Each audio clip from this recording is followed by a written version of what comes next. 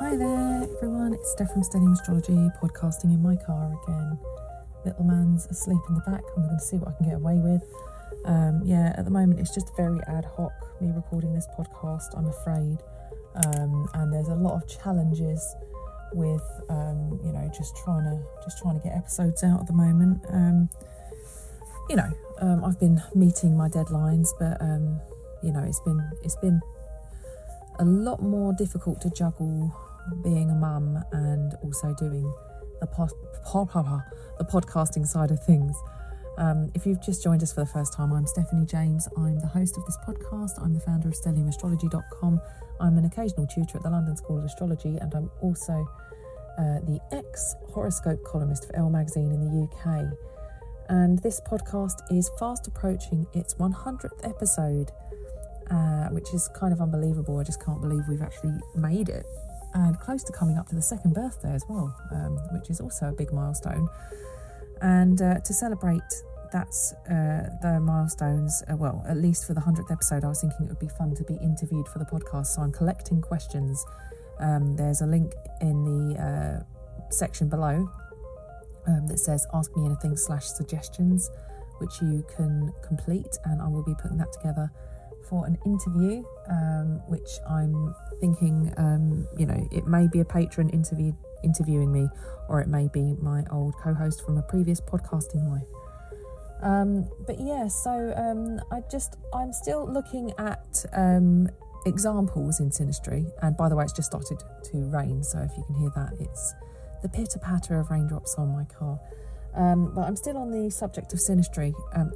Before I do, my Instagram page got cloned, which is really annoying, and I thought that it only happened to people with like 10,000 followers or more, which is one of the reasons why I just really lost interest in Instagram. I was just like, I don't like this, this taking advantage of honest people doing an honest day's work, and honest consumers of the content of these people putting out their heartfelt, genuine message and attracting their tribe, and it just really annoys me that Instagram just doesn't do anything about it, really. Admittedly, the page that set itself up, it was at Stellium Astro, and Stellium had one L instead of twos. My page is STELLIUM ASTRO, and that is it, at Stellium Astro. I've got a few different I don't know what you call it, handles on different social media platforms, because annoyingly other people beat me to it. So unfortunately, on Facebook I'm Stellium Astrology UK. There's a few different things, but either way, on Instagram I do have this account, and I have the Stellium Astrology podcast, but I don't really use the Stellium Astrology podcast page. It's just there just because it's there, basically. So if you get contacted by me saying, "Hello, beloved, would you like to have a reading today? You need to book in and pay this amount and blah, blah, blah," that's not me, because I don't contact you and say, "Would you like a reading today?" You have to pay for it. If I speak to you and you've got an issue, 9 times out of 10, if you ask me to take a look at your chart, I will have a little glance at your chart for you, and I won't charge you for it. There's plenty of people I've done that for, and that is if I've got the time, by the way, guys. Time is tight for me now. But yeah, I won't ask you. I just won't ask you. It's just not how I roll. And it infuriates me that there's somebody out there pretending to be me, contacting all my friends, contacting all my, my followers, all my family, and saying, "Hello, beloved, would you like a..." I don't even speak like that. I've got a podcast. They can listen to what I say and how I say it and probably phrase me better. But it's just laziness, isn't it? Anyway, that really annoyed me, as you can probably tell. And so today I'm still talking about synastry, but I thought I would have a little look at... somebody asked me if you can see if a relationship is destined to fail.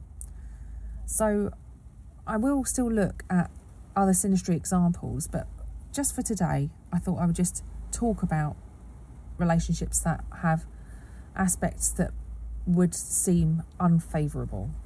So I think first and foremost, I think I've previously spoken about having challenging aspects like a Mercury square Venus, like Mercury square Mercury, Venus square Venus, Mars square Mars. Those are kind of tough because, you know, they pose great challenges. Particularly, I think, well, all of them do in their own way, but I think Mercury square Mercury can be difficult because it's almost like you just are not on the same, you're not even reading the same book, let alone reading off the same page. Mars square Mars, I think, is really, it's great in one respect and in another respect it's not. So if you've got Mars square somebody else's Mars, you may immediately feel that. I think I used an example in a previous episode of me being in a bar and meeting a guy, and I felt this immediate spark, and I actually just said, "Can I look at your birth chart?" Because I'm that guy, and he let me, and I could see that his Mars was in Scorpio square my Mars in Aquarius, and I thought, well, you know what, that would make for some great fun initially, but that would burn out, that would fizzle. But I do know people with a Mars square in their charts. The thing with a Mars square is it creates a friction, a tension that you can't ignore, and that friction has to, it sucks you in. You have to deal with it. The problem with that is that it can get tiring because there's only so much. We can't do our Mars constantly. We can't constantly function on that energy. It's very exhausting. So when you've got somebody's Mars square your Mars, in a relationship sense, it can be irritating after a while. And with some people, actually, it can be downright conflict, like just out and out war with some people. Like, you can imagine a Mars opposition, you could think of it as like the tug of war. And, you know, in some relationship charts, Mars opposite Mars is nice because you're pulling in sort of different directions, but you provide each other with that's a boy racer that just went past me in a very unusual looking car. You provide yourself with like opposite perspectives and stuff. There's a nice sense of perspective about oppositions. There can be. However, with a Mars square, that you don't necessarily get that perspective. It is just like you are constantly locking horns. You try and think of it almost like, for example, when I use this phrase locking horns, I immediately think of the fact that Aries is square Capricorn. And, you know, the Mars having, say one of you had Mars in Aries and one is Mars in Capricorn, you might have some stuff in common, you know, that really fires each other. You can fire each other up. You can be like, you know, you're both goal orientated and, you know, go-getting, and, you know, you can appreciate each other's ambition to an extent, or the drive to ambition. But there's a sense of immediacy about Mars in Aries that Mars in Capricorn just doesn't relate to. Mars in Capricorn is about putting effort into a slower process and climbing with more skill, whereas, you know, the ram can be on top of the cliff top and charging around, or on the bottom of the mountain charging around, doing what it's got to do. It's not really mastered the art of the climb. It might be able to get to these places and do quite well, but it may not have had the experience of enduring the challenges that the climb imposes in order to test your commitment to the vision that you are focused on. So that's just, you know, if you think about it in the context of it being square in whichever signs. So like when I met that guy in the bar, my Mars in Aquarius is quite freedom-loving and sociable, relatively non-committal in a sense, and, you know, could probably be quite outspoken and quite, extroverted in a sense. Mars in Scorpio is like a torpedo travelling under the water. There's no, it's not obvious. It's quite private.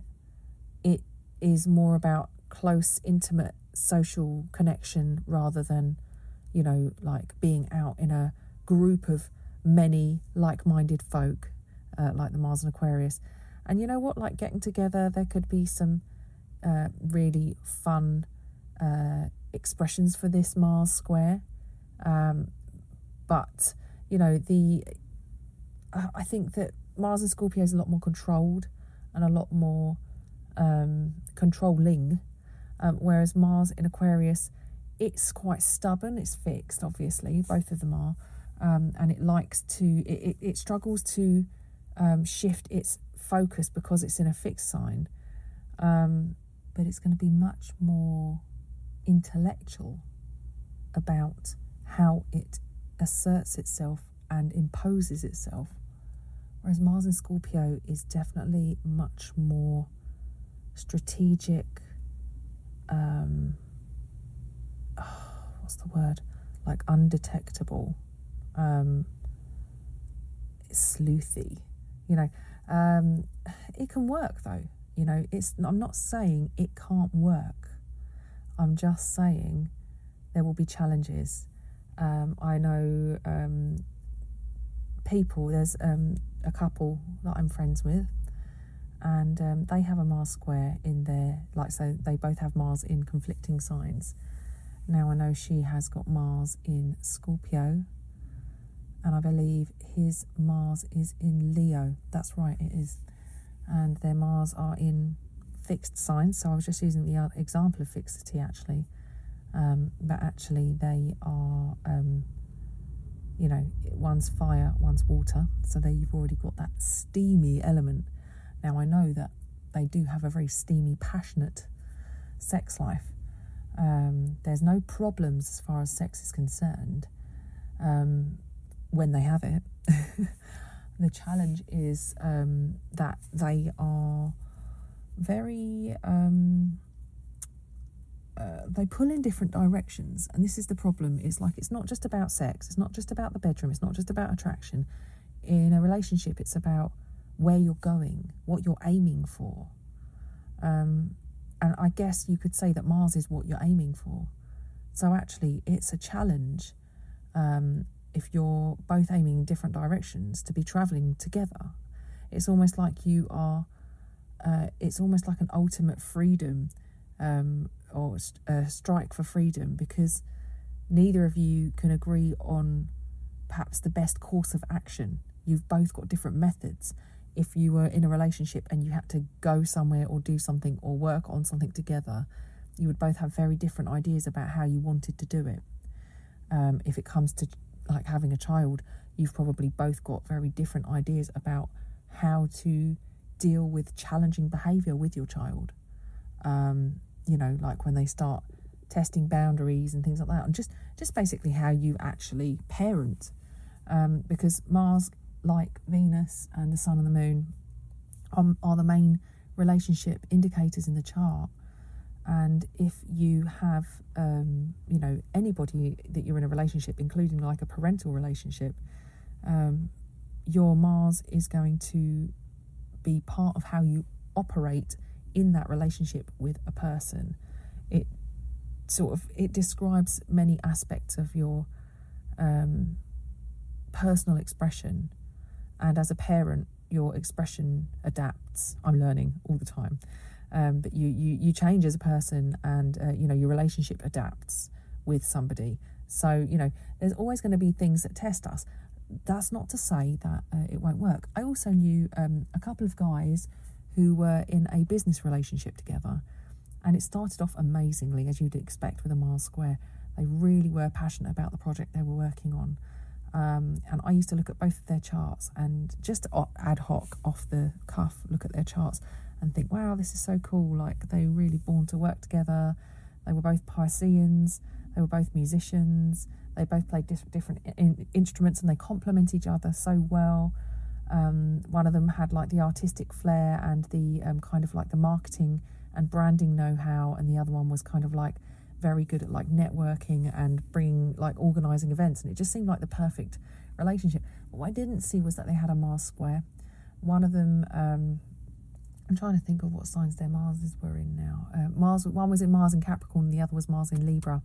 And the other guy who had Mars in Libra also had a Saturn-Pluto conjunction hanging around very close to that too. So it was extremely, in his first house as well, it's like a very powerful. I think I was talking about this last week. I think I was talking about it with Johnny Depp and Amber Heard. Johnny Depp having a Pluto-Uranus conjunction with his Mars involved. So yeah, any with Mars-Pluto is there's a lot of power. I want to say like a lot of resource there, energetic resource. There can be great resentment, great brooding. It's deep. It's great to do things like martial arts and learning about how to use energy positively. That kind of thing. But anyway, so yeah, the working relationship, needless to say, started off well, and it just kind of spiraled into a really bad situation.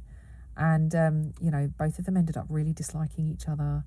There were drugs got involved, and one of them really got into, like, they both dabbled with recreational drug use, but one of them really got into quite a bad habit with it. And it went from being a match made in heaven to being literally a living hell on a daily basis. So it was obviously not nice to watch, but actually very interesting from a social observational perspective, as I'm sure you can all relate as astrologers, as people interested in people, which is what happens when you do astrology. You can't help but be interested in people. You do become somebody who can observe like social events and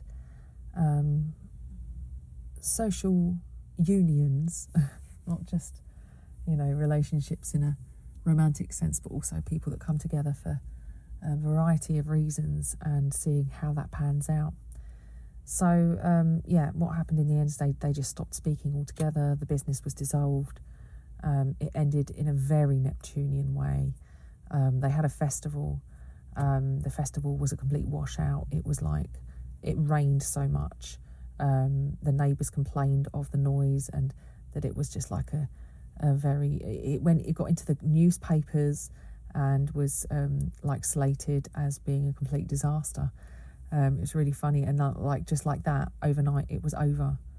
It was just a complete washout. It just dissolved completely. So it's very interesting watching those two Pisces go through that, and obviously not nice, but it is what it is. But it's not just about the Mars square. The Venus square as well can pose like attraction issues. Personally, I think, I don't know, I might be wrong, but usually if your Venus is square somebody else's Venus, there's just a fundamental lack of common values for you to for things to get off the ground. There'd have to be other things that overpowered that. So say you had like a Mars conjunction, maybe you had like Saturn on someone's moon or something, like some kind of relationship glue or something that holds you together.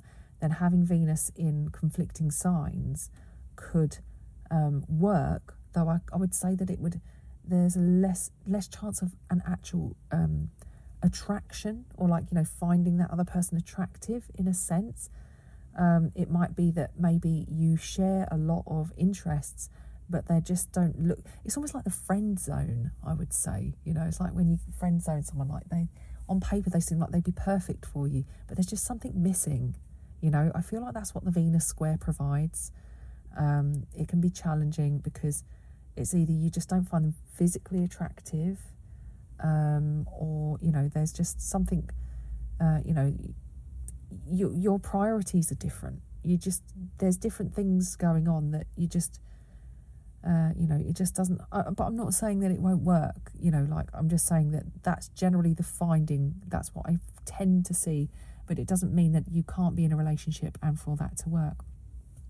There are other things that are difficult. So Uranus can literally repel you from somebody, and it can be like a nice awakening to start with, and then suddenly it can be like Uranus can have a repellent quality and attracting, like a bit like the opposite sides of a magnet, can have a push and a pull, but there can be a sense of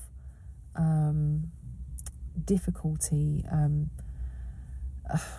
a need for change, a need for something fresh, particularly if, you've got Uranus squaring like your Mercury, or in contact with the other person's Mercury. It might be that the Uranian person awakens the Mercurial person's mind to different perspectives, but then it could be that actually they could feel ousted, outcasted, rejected, or cut off by the Uranian person.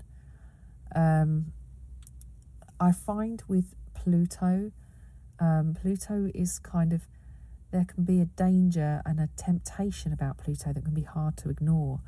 But over long-term relationships, I think that Pluto can be a very devouring presence, particularly if Pluto's in contact with one of the personal planets of the other person in the relationship. The Pluto person can be quite, their situation can become all-consuming. They can literally devour that person. Now, I'm not saying like if you've got someone's Pluto is on your Saturn, for example, although that would introduce the idea of a power struggle, I personally feel. I know somebody who's in my life at the moment who I have to see, and it's interesting when we meet because there is definitely like a power game going on between us. And even if you think that, oh, I'm too mature for this, I'm past all this silliness, you do meet people in your life that like prod you and provoke you. Maybe just their presence, just the way that they are when you meet them, can be quite challenging. But often when you find Saturn and Pluto involved in that, it can introduce a power dynamic that you have to kind of work through, basically. So yeah, that person that I've got in my life, it is difficult because we do have a sort of weird power struggle, which is really rather something I'd rather not have to deal with. But life is full of situations and people that we have to navigate. Now, Saturn, on the subject of Saturn in certain places can be glue, or it can be the word no. It can be a barrier or boundary that we just can't pass. So, it could be that if you can work with Saturn in a way that... that's right, Baba. If you can work with somebody's Saturn in a way that it actually... You talking on the podcast now? Okay. If you can work with somebody's Saturn in a way that, when you meet Saturnian types, or the Saturnian type that is here to be part of your life, they usually have a very profound impact on you in a way of self-mastery, and helping you recognise your defining presence in your life. However, placed in certain areas, like if you had... if somebody's Mars was on your descendant, for example, their Saturn was on your descendant, it might be that they're just not relationship material for you. Or if you decide to get together, it could be a little bit of a Romeo and Juliet kind of situation where you just find that there are just many obstacles preventing you from being together, and you have to work really hard if you want to make it work. But the point I'm trying to make, and I guess I'm running out of time to say it here just because little man is starting to rouse from his slumber, is that we are not condemned. There are certain aspects in the chart that make things more challenging, but we are not condemned to a certain outcome. But we just have to learn how to recognise the challenges, which is why astrology really helps, and work with some of those more challenging aspects.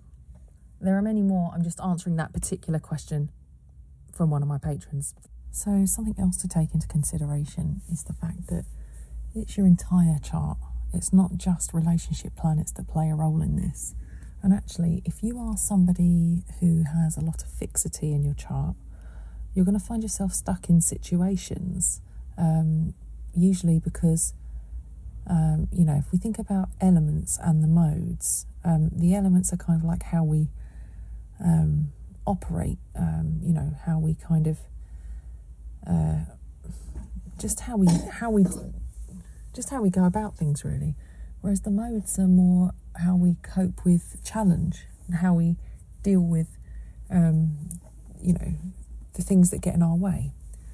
So if you were like quite mutable, for example, you might decide that as soon as a challenge arises in a relationship through difficult aspects, that you might decide, oh, you know, I just haven't got time for this. I need some time out. I need to go away. You might be the type of person that just says, I'm leaving. You know, usually if a mutable sign faces some kind of challenge, instead of fighting, they'll just avoid.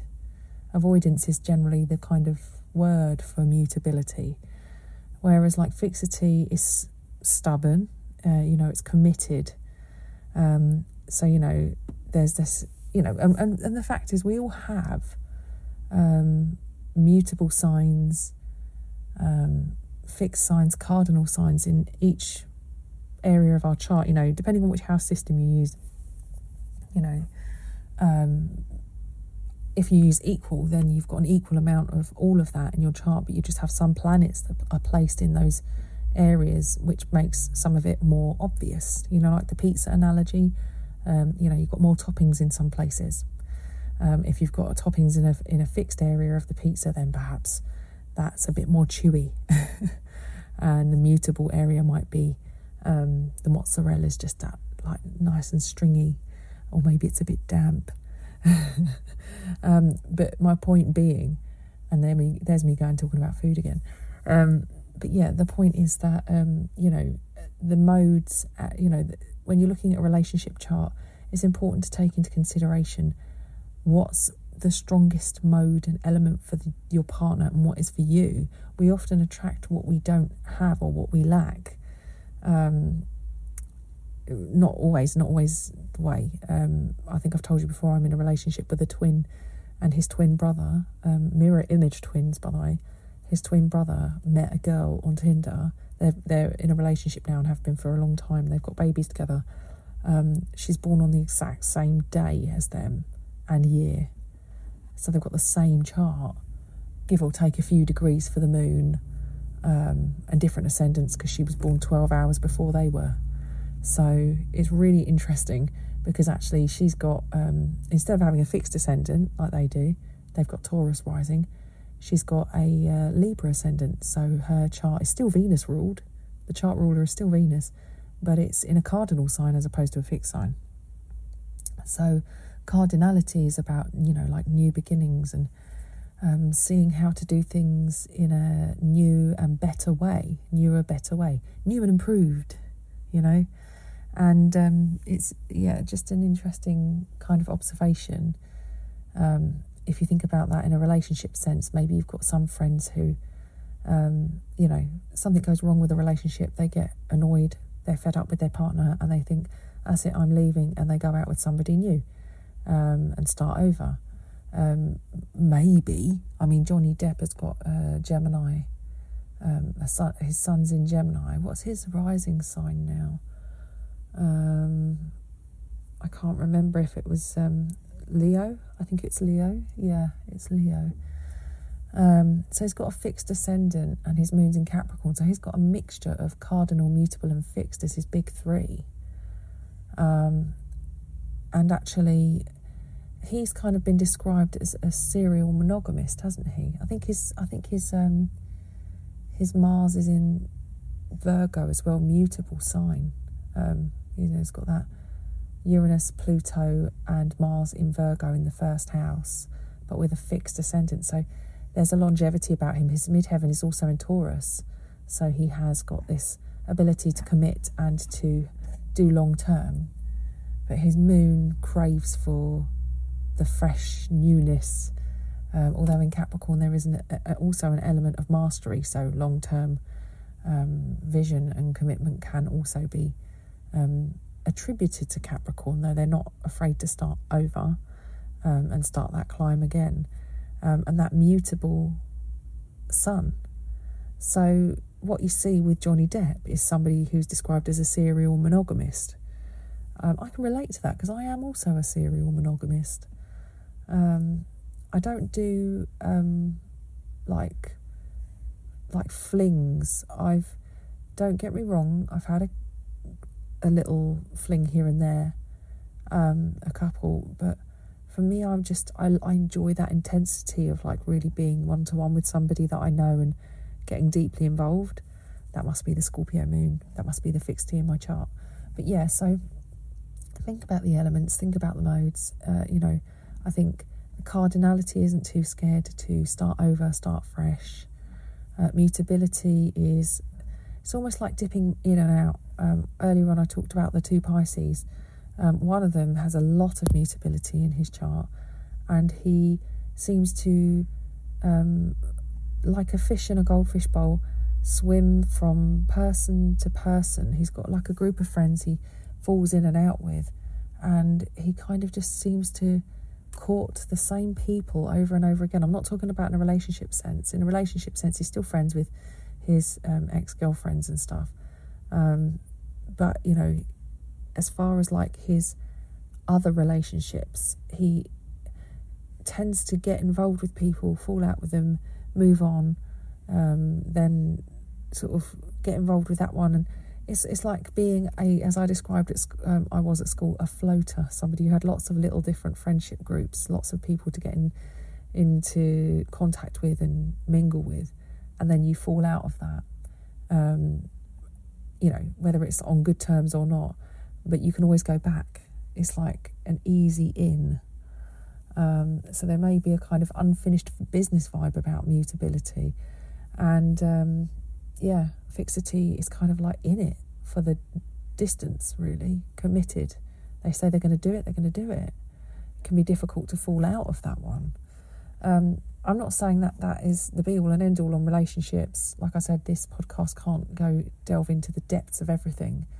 But it's some food for thought when you're thinking about relationships and thinking about, the impact of what you might call, and I say this very lightly, bad aspects, because no aspect, I feel there are challenging aspects, but I don't feel that there are aspects that are bad. They're hard, but they test us and they teach us. People might say Saturn's bad, but you know what, I was thinking this earlier, he's a rewarding teacher. He comes with great reward if you're prepared to put in the work. Saturn on my midheaven and becoming a mum has taught me that more than anything. It's huge responsibility. It's an incredibly heavy weight to carry. You have a lot of responsibility, but you also have such joy that comes with it, and such wonderful, it's the making of you, Saturn can be the making of you. It can be the making of a relationship. It doesn't, just because his challenges are difficult, it doesn't mean he's bad. Life is full of highs and lows. And as my counselling skills teacher always said, relationships are the vehicle of change. Without these people in our lives, challenging us, testing us, pushing our boundaries, provoking us, power struggling us, giving us the experiences that we wouldn't normally have ourselves, without introducing that element of an outside factor. Where would we be without these people? So that's my thoughts on that. Now, I'll leave it there for this week. Don't forget to rate and review the podcast if you're enjoying it, and I'll answer another question next week. Thanks a lot, guys. Take care. Speak to you next time.